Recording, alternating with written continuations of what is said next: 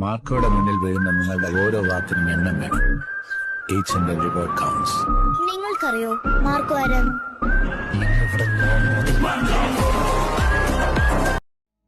കൊണ്ട് ഞാൻ അവരെ കുളിപ്പിക്കും.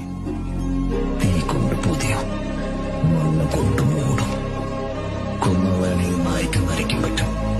മരണത്തെക്കാൾ വലിയ ശിക്ഷ എന്താണ്?